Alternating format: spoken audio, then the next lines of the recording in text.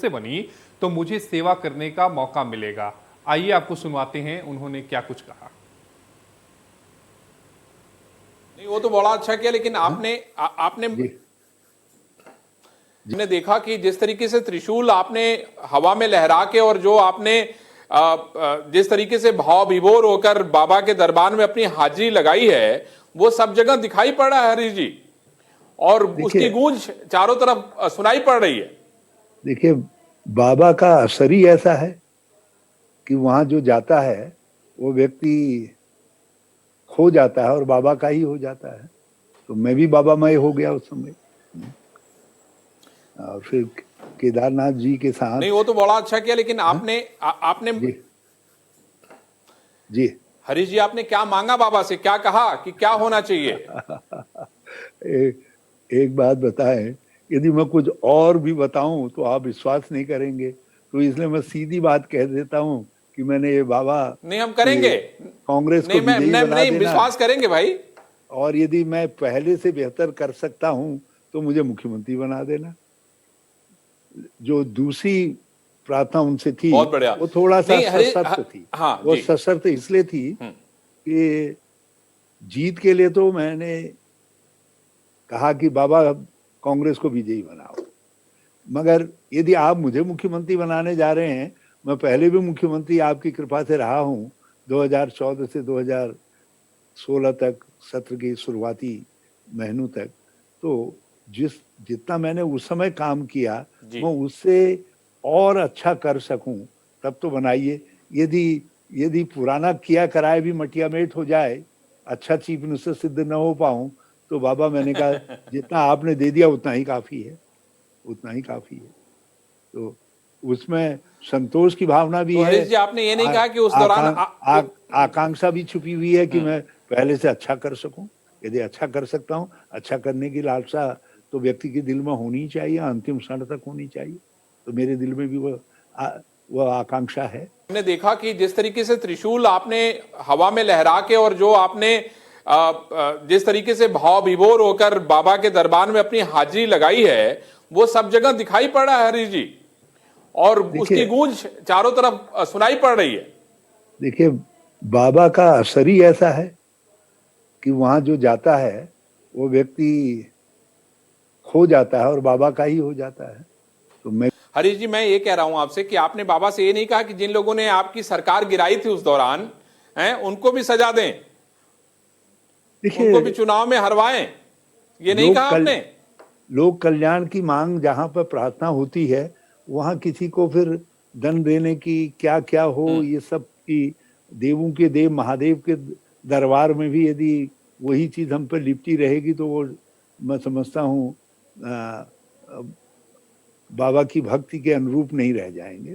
तो मेरे मन में किसी के प्रति वहां कोई विद्वेष नहीं था। क्या? मैं ये नहीं कहता हूँ विद्वेष नहीं रहता या मुझे गुस्सा नहीं रहता, लेकिन बाबा के दरबार में कोई विद्वेष, कोई राग मेरे मन में नहीं था। मेरी तरफ से सब लोगों के लिए उतना ही स्नेह था जितना राज्य के दूसरे अपने साथी और नागरिकों के साथ है।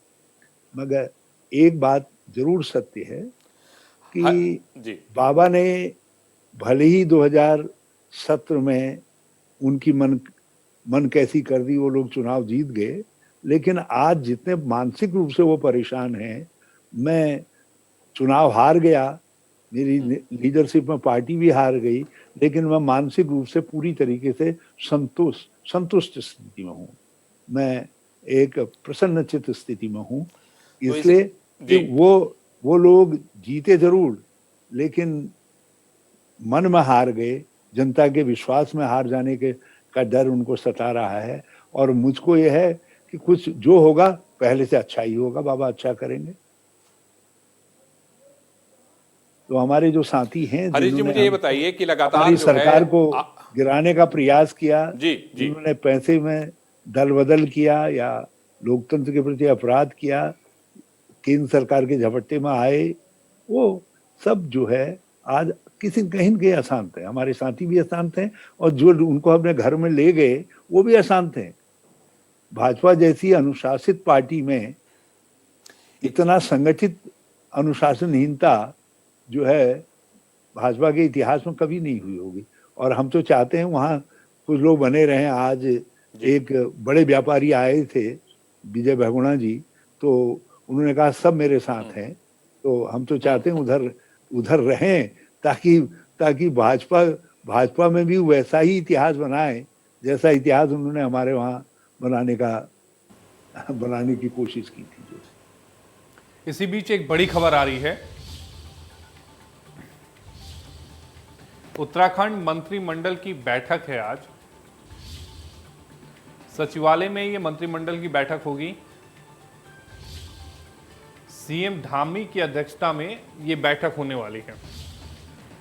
कई अहम प्रस्तावों पर आज मुहर लग सकती है। पुलिस कर्मियों को 4,600 ग्रेड पे पर भी मुहर लग सकती है। तो उत्तराखंड में मंत्रिमंडल की आज अहम बैठक है। सीएम धामी की अध्यक्षता में ये बैठक होगी। सचिवालय में ये बैठक होगी सीएम धामी की अध्यक्षता में। कई अहम प्रस्तावों पर मुहर लग सकती है, जिसमें से एक प्रस्ताव पुलिस कर्मियों को 4,600 ग्रेड पे पर लाने का है, जिसमें मुहर लग सकती है। उत्तराखंड में मंत्रिमंडल की अहम बैठक आज होने वाली है। सचिवालय में ये बैठक होगी, जिसकी अध्यक्षता मुख्यमंत्री धामी करेंगे। आगामी 5 नवंबर को प्रधानमंत्री नरेंद्र मोदी उत्तराखंड आ रहे हैं, जहां वो भगवान केदारनाथ के दर्शन करेंगे और विकास कार्यों का लोकार्पण और शिलान्यास करेंगे।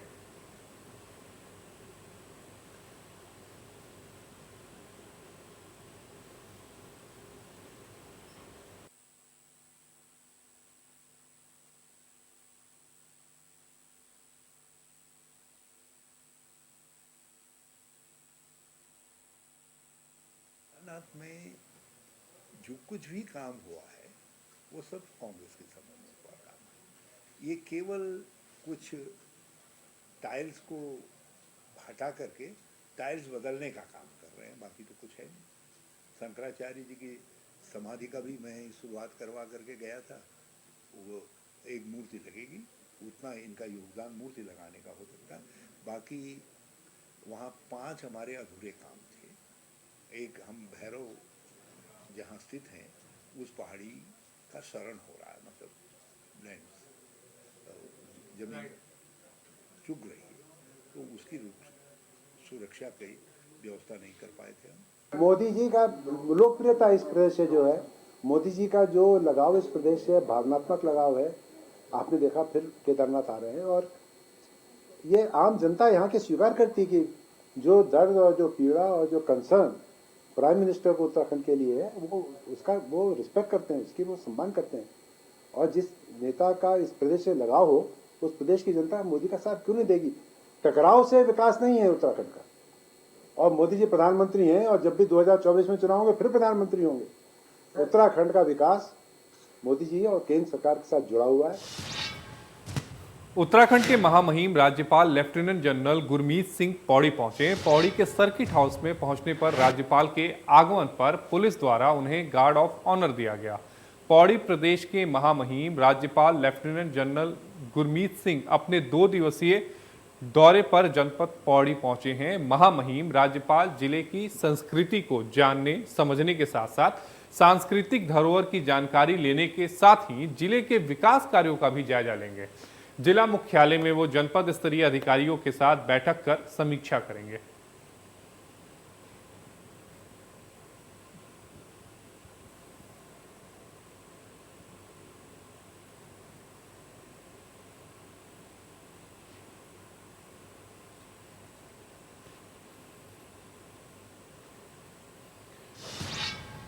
दो 2022 में विधानसभा चुनाव होने वाला है और सभी राजनीतिक दल चुनावी तैयारियों में जुटे हुए हैं। उत्तराखंड में इतिहास बदलने की तैयारी में सत्तारूढ़ दल बीजेपी भी पूरी ताकत लगा रही है। अभी तक के इतिहास से कोई भी सत्तारूढ़ दल सत्ता बरकरार रखने में लगातार 2 बार कामयाब नहीं हुआ है, लेकिन पूर्व में मिले जनादेश को आधार मानते हुए भाजपा अपने कार्यकर्ताओं में जोश भरना चाहती है। 5 नवंबर को प्रधानमंत्री नरेंद्र मोदी के उत्तराखंड दौरे से पूर्व कार्यकर्ताओं में जोश भरने के लिए गृह मंत्री अमित शाह उत्तराखंड के दौरे पर आ रहे हैं। अमित शाह के दौरे से पूर्व बीजेपी 30 अक्टूबर को होने वाली कार्यक्रम की रूपरेखा तैयार करने में जुट गई है। 30 अक्टूबर को देहरादून में अमित शाह की जनसभा को विशाल रूप दिए जाने का खाका तैयार किया जा रहा है। इस क्रम में देहरादून बीजेपी प्रदेश कार्यालय में कैबिनेट मंत्री बंशीधर भगत की अध्यक्षता में आज कार्यक्रम की तैयारियों को लेकर महत्वपूर्ण बैठक हुई, जिसमें मेयर सुनील उनियाल, पार्षद गण, जिला अध्यक्ष भाजपा और पदाधिकारी मौजूद रहे। बैठक के बाद कैबिनेट मंत्री बंशीधर भगत ने कहा कि 30 अक्टूबर को होने वाली गृह मंत्री की जनसभा को विशाल जनसभा का रूप देंगे।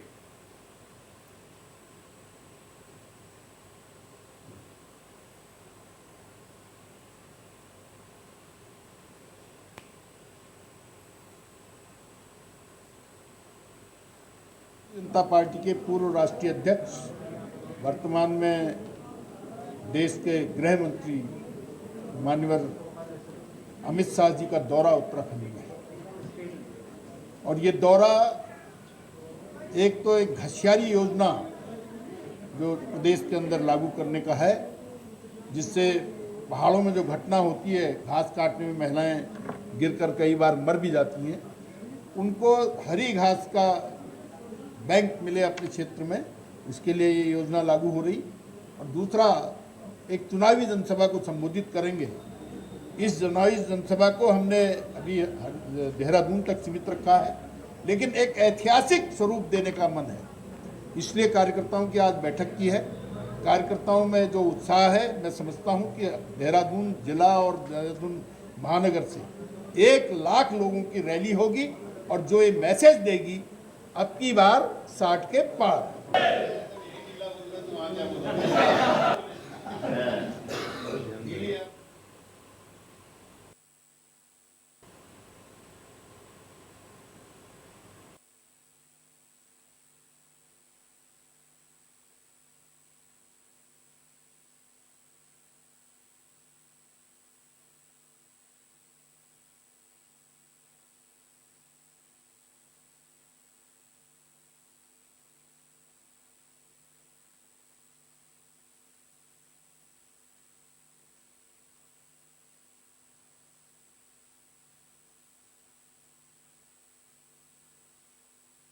उत्तर प्रदेश उत्तराखंड।